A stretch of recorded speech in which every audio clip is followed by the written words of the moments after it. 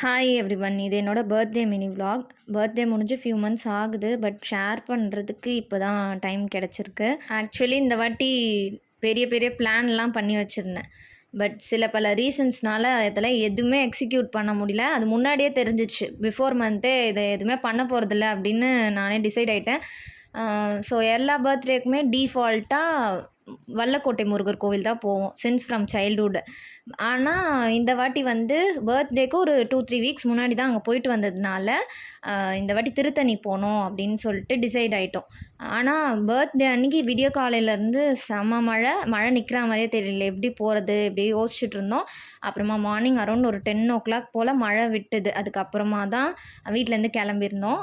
திருத்தணியில் வந்து யூஸ்வலாக ஆஃப்டர்நூன்லலாம் நட க்ளோஸ் பண்ண மாட்டாங்க. ஸோ ஃபுல் டே கோவில் ஓப்பனில் தான் இருக்கும்.